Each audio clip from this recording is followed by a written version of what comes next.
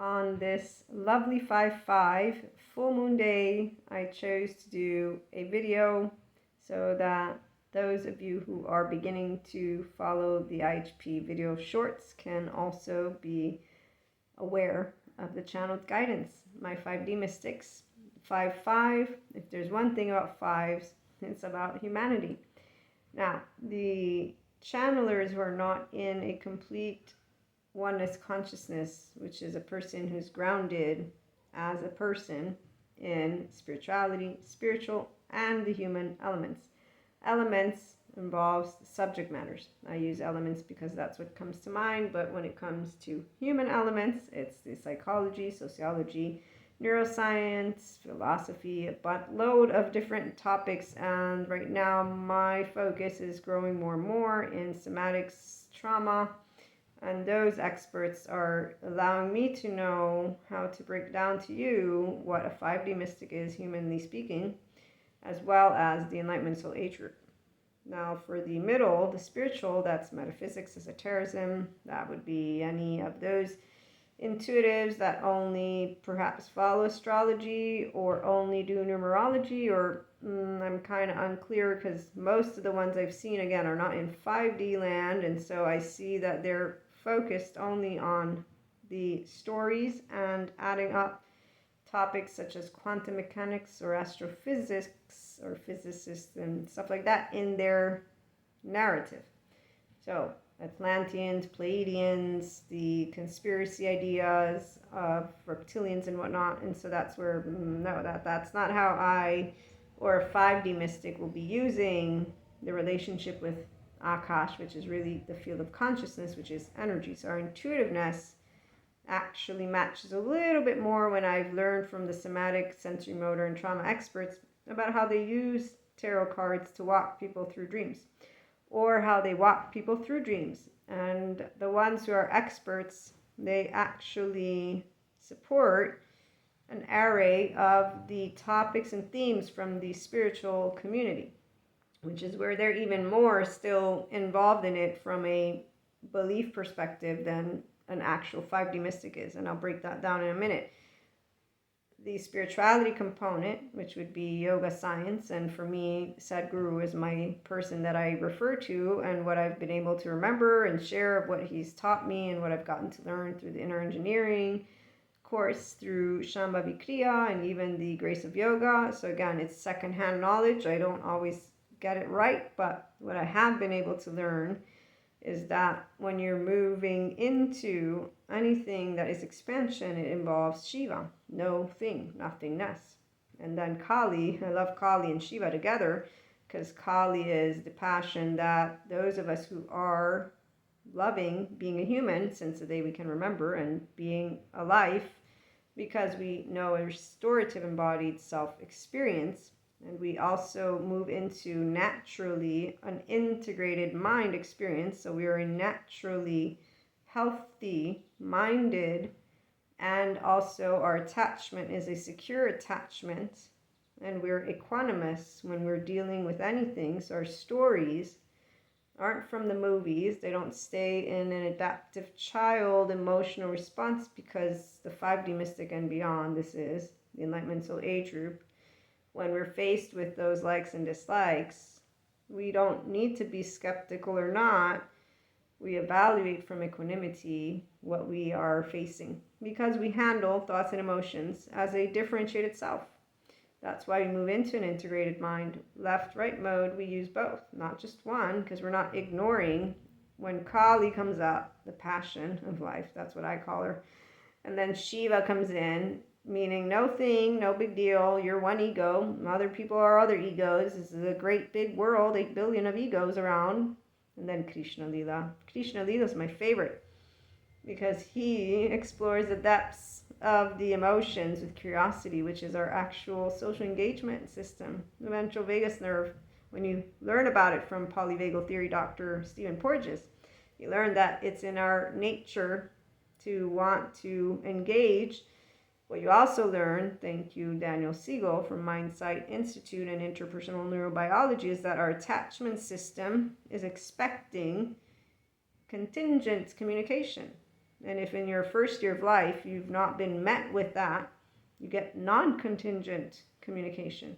Oh, and besides that, there's also what our charge states that we all will have. So I don't want to do the psych education right now, but this is being a human and a 5D mystic without knowing any of these things in this lovely 5. We don't consider it conflict to be a human being, but that's because we're not afraid of our own species, because we stay in Krishna Lila with Shiva and Kali. And that's because we use our mindset to evaluate in equanimity what we like and don't like. And we hear our parents or parent or people, because most people will tell children, hey, the world don't revolve around you. We actually hear them, but without shame. We don't get down like this and say, oh, now I'm not worthy. And this is actually a very real deal for some people. I don't know it. I've explained it. I try to be nice about it. And then I have to see people talking about life and humanity and mysticism and a lot of other topics in quite unfriendly ways. And I'm like, but wait a minute, it's very easy to choose love. LOVE, it's being in your social engagement system. Thank you again, Stephen Porges, which means I want to hug a human, not a tree. So my 5D mystics want to hug a human, not a tree. The 4D body type and 3D body type, when I say these words, it's because of 3D, 4D being in duality, and anything that's only in duality is not exploring in neutrality. So they're not exploring their likes or dislikes. And on this 5-5 full moon, my 5D mystics in the Enlightenment Soul Age group are growing more enlightened by the day and more enamored with the actual good information we're seeing. A lot of good information. I love the educators that are good educators. They're not rigid in their mind. They don't look like soldiers, and they're not telling you they know everything. And anyone who tells you they know everything and they can prove it, well, I'm going to say, okay, that's the first moment I'm going to be like, I don't think you can, because I know I can't prove anything. And I know that if you're telling me you can, you're not as smart as you may think you are, because you just went into your ego and gave me your own opinion about how much you think you know, in a way that's quite unnecessary if you actually do know. So one of the beautiful contemplations of an Enlightenment Soul Age person as they're moving into these territories, I will never forget, I was like, let me think about this. If I know everything, if I think I know I'm right, and I'm saying me, the human being, will I feel that I need to prove it? If I think I know I'm right, then I would not have any fear or concern or question. I would not be in any way, shape, or form agitated inside my body, would I? If I know what's what tomorrow. And my conclusion was, yeah, you know what? If I think I do truly know, then I'm going to feel in a space of neutrality in my body. And really, I don't need to worry, because it'll come true. And if it doesn't, then I know I'm wrong. So there you go. But this is where I bring you this and that. So 5D mystics, if you are intuitive and you're 5D, then you are enamored with what you're seeing, because I was wondering what it would look like, since I had read and read and read. Like, I don't even know, 2007 was the first moment where I began to be aware of my clairs and more than just a gut feeling, and to have my relationship with my oversoul, those twin flames, soulmates, dreams with present lives, future lives, past lives. It doesn't really matter. They're not in an active life, so we share them with loved ones.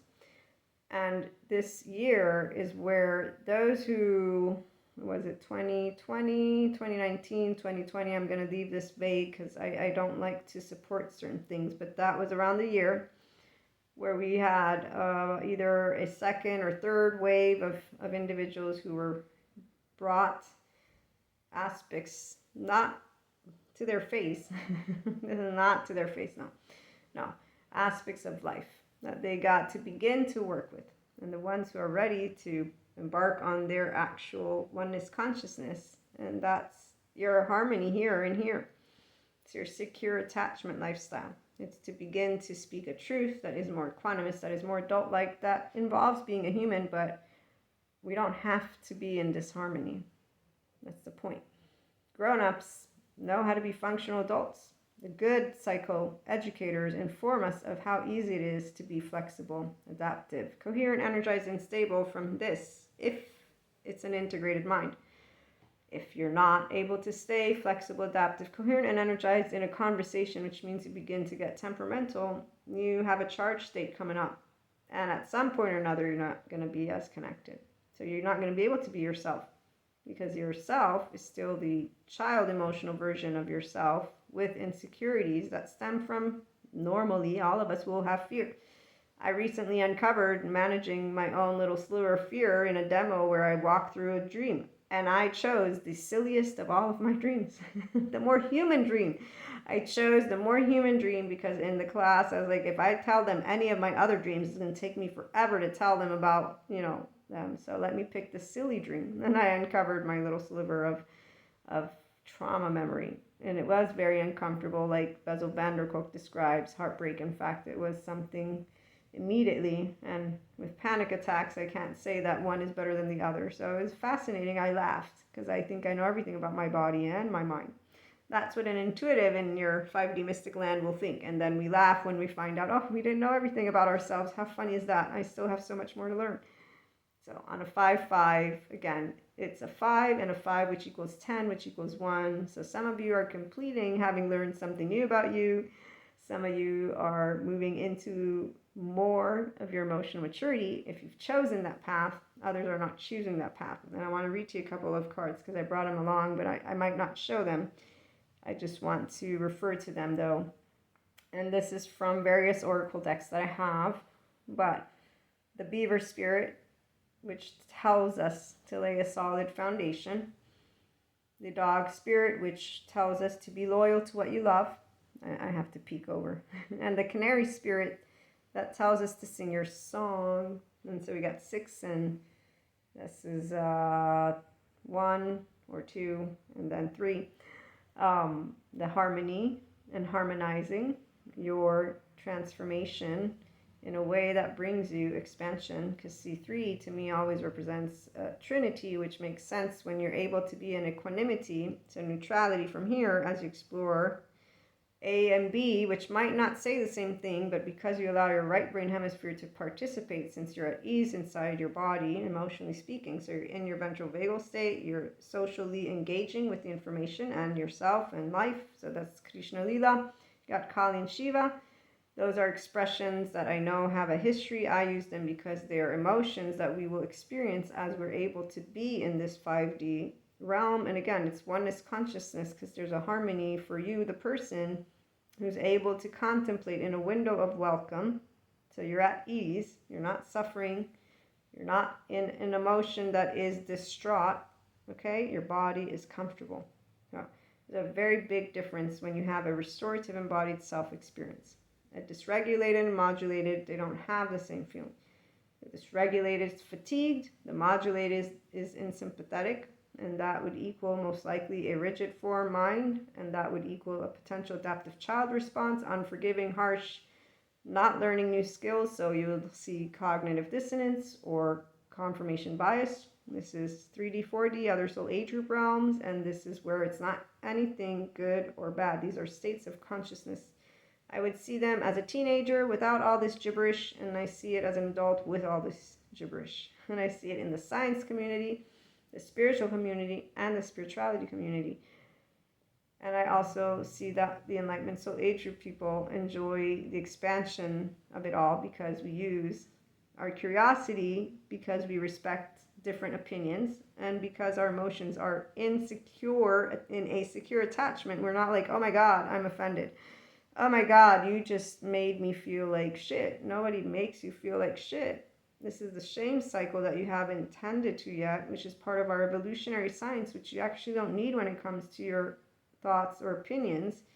Of course, that is until you don't recognize that that differentiated self only comes if you choose to acknowledge that you have potential thoughts, emotions, opinions that don't match your family of origin, your society, a buttload of people, and that won't ever change. The variables of people that will not like you for who you are is actually not going to go away. And to lead life, what we need is structure, which exists. That's why we go and vote. That's why we go and do things. When it comes to building communities, again, people's opinions aren't what lead these things to be built. Those just navigate the emotional spectrum for the people who stay within. If you don't give me a thumbs up, or if you're giving me a thumbs down, my emotional reaction is something that I'm not going to look at. So I'm going to get rigid, move into chaos, just leave it there because the movies show that it's okay, and there you go. That's why people call humanity disharmony. It's disharmony because people are not in their secure attachment yet because of unresolved trauma. So thank goodness for the expert and good mental health community, which I see them everywhere. I'm at ease. I know that when I die, that humanity has a buttload of great experts that are going to teach them, if they want, how not to be in their temporal junction and how not to sit in a life of suffering, because the way your mind works and your body works is trying to move you into an integrated mind. It's trying to actually get the trauma memory to become normal memory again, and your dysregulated or modulated body is trying to get to restorative embodied self. So our physical nature as a human is trying to get you to be at home, and this is because we all will have, again, that attachment system, at least according to what they found up till now, that expects a contingent communication, that is seeking social engagement, because we're mammalians and we learn to co-regulate, or we learn to self-regulate through co-regulation. So it's all about nervous systems and brains and being human. And here's why being a person who can unconditionally love who you are and who are others with flaws and imperfections is important, because it's about being able to have grown-up conversations, which most people don't know how to have because they're canceling each other because of different opinions, and they all basically sit on the side of, I have proof for it, here's my confirmation bias, here's my cognitive dissonance, and here I'm going to call it proof, and start yelling names at you and treating you in a way. I mean, I'm still very, very, very, I don't know what word to use when I think of people, and I've just chosen to disengage from talking about anything that is not just gibberish. That's all, I'm going to put it that way.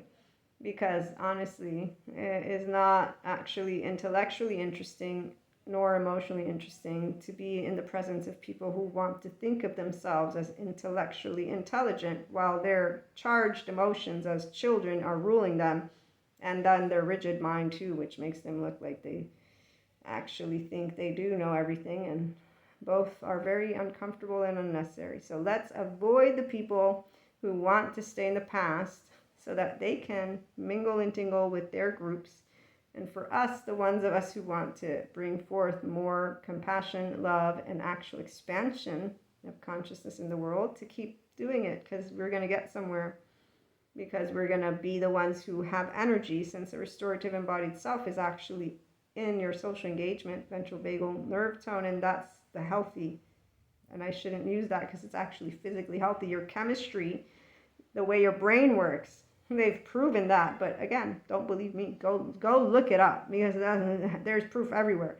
The other channeled guidance is the elephant spirit 25/7. That's ideal for our lovely crown. Has been going through a lot. You learn from the past. Oh, we learn from the past.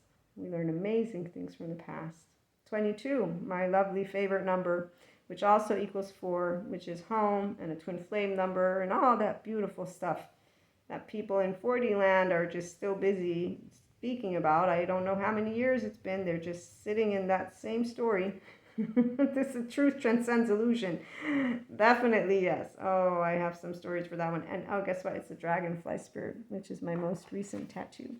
But it doesn't look like this, but it is one of my favorite. And the flower reminds me of a lotus flower, although I know it's not. But there's also the peacock, let it shine. The peacock spirit is all about you allowing yourself to shine. And as you can see, this one's a 10, 4, 6. So some of you, again, are finally embracing your own uniqueness, which is awesome, with unconditional love, with respect to differences. And so let's help the people who don't know how to be in a secure attachment to learn how it is when they can find safe harbor and launching pads in people who are actually grown-ups, because we care about humanity and we know that there is infinite higher human potential consciousness. I experience it every day. Other Enlightenment soul age group people experience it every day, or they can call themselves secure attachment with integrated minds. It's the same thing. Same with individuals who might be in the sphere of only spirituality. They will also talk to us about how we can come together, how we can share love, how we can also share the ability to move with the differences, because we need air, water, and food to keep moving forward. And we want our lovely people up in the seats to make sure, that they're reasonable and doing what is life promoting, not something else. The people who want to sit and criticize and or just sit and tell their stories are doing that near tables. And again, we want to instead actively bring forth more. So on this lovely, lovely 5/5 full moon, all of those of you who have moved into a expansion of you will be very joyous. I'm going to share. Some might need your support, because some people, they're not growing more joyous. They're going to stay within a 3D, 4D mindset and or energetic spectrum and belief system and yada, yada, yada, but it affects their day-to-day. It doesn't affect the world overall. The people who are going to sit in unawareness for lack of interest in moving from a rigid mind to a flexible mind, because they will think of that as being too open-minded, so going into space that is gibberish, they too might need some support. We all have loved ones of all walks of life, so be loving to all of your loved ones, because they have their own journey, and their state of consciousness stems from their heart and their mind. It's their story, not your story. You're here as support, and they're there for you as support. Because you're a secure attachment person, obviously this is where your heart is always open to being able to give, because there's no need on an emotional level or mental or physical level. It's an enjoyment, our relationships. It's the exchange of adult relationships that make us keep moving forward.